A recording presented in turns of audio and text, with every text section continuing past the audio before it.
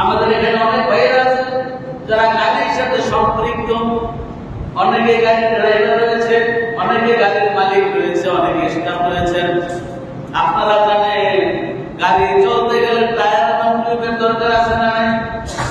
Tyre এবং tube অবশ্যই দরকার আছে, যেটার মাধ্যমে গাড়ি চলে। টায়ার থাকে কই? টায়ার থাকে বাইরে আর টিউব থাকে ভিতরে। টায়ার বাইরে থাকে, টিউব থাকে ভিতরে।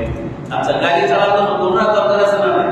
শুধু টায়ার হলে গাড়ি চলবে, শুধু টিউব হইলে চলবে? চলবে না, তোমরাই লাগবে। তবে একটা থাকবে ভিতরে, একটা থাকবে বাইরে, এটাই সিস্টেম। এখন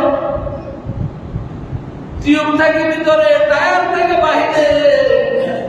এবার টিউব আন্দোলন শুরু করছে, না রে আমরা ভিতরে থাকবো না, আমরা বাইরে থাকবো। ওই টায়ার বাইরে থেকে, বাইরে সব কিছু দেখে শুনে করে, সব কিছু দেখে সব আনন্দ উপভোগ করে। আমরা তো ভিতরে থাকি, অথচ আমরাই কি করি? টায়ারটাকে খুলাইয়া রাখি, আমাদের কারণে গাড়ি চলে, আমরা ভিতরে থাকি, আমরা ভিতরে থাকবো না।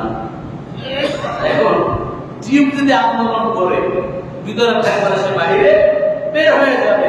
এই টিউবকে যদি টায়ারের উপরে দেওয়া হয়, আপনারাই বলেন কয় ঘন্টা চলবে গাড়ি? কয় ঘন্টা চলবো? ঘন্টা তো চলবে না, মিনিট চলবো? মিনিটে চলবো না। সামান্য একটা কোনা করলে কি ঠুস, গাড়ি 1 ইঞ্চিও আর সামনে চলবে না। আমাদের বাইরে আমার বন্ধুরা টিউব যদি আন্দোলন করে, ভিতরে থাকবে না, সে বাইরে আসতে চায়, গাড়ি আর চলবে না, সিস্টেম ব্যাহত হয়ে যাবে। ঠিক তদ্রূপ আমার মা বোনদেরকে আল্লাহ রাব্বুল আলামিন বলেছেন তোমরা থাকবে ওয়াকারনা ফি বুয়ুতিকুন্না, তোমরা ঘরের ভিতরে থাকবে, তোমরা ঘরের নেতৃত্ব দিবে, তোমরা ঘরে নেতৃত্ব দিবে, তোমরা আরামে থাকবে।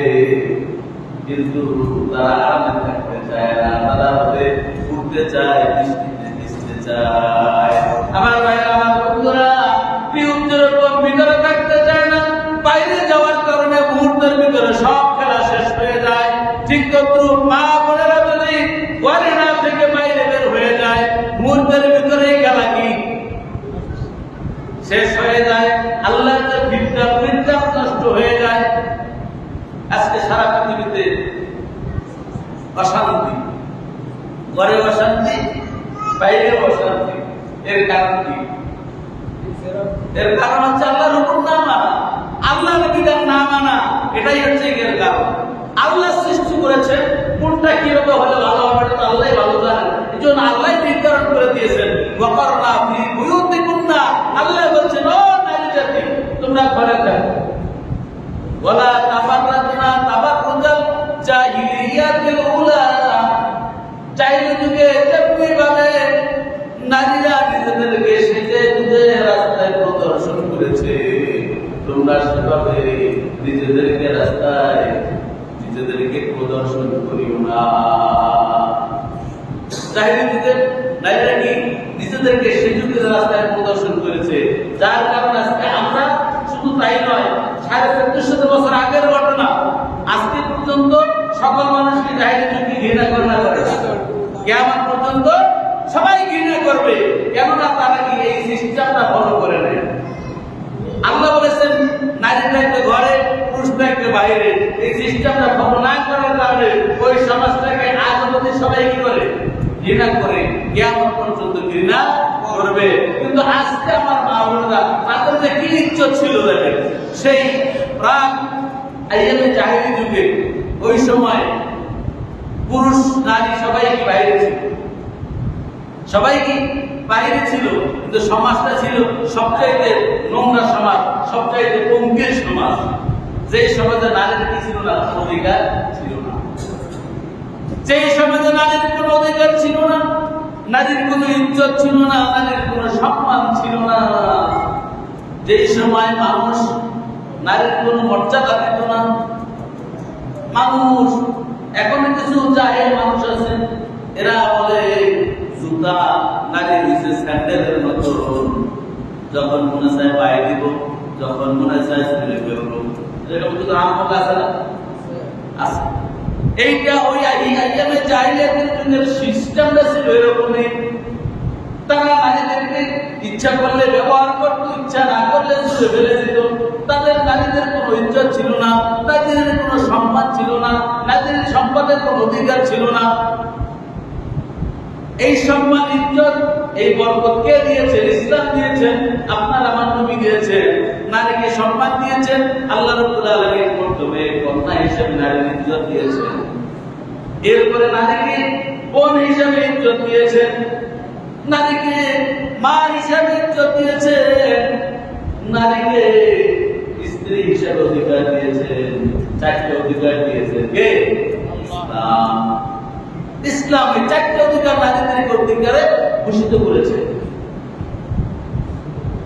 একটা আপনারা সবাই বলেন, যখন সন্তান ভূমিষ্ঠ হয়, একটা বাবা একটা মায়ের পরে একটা ছেলে একটা মেয়ে দুইটাই আছে, আদর কোনটাকে বেশি করে?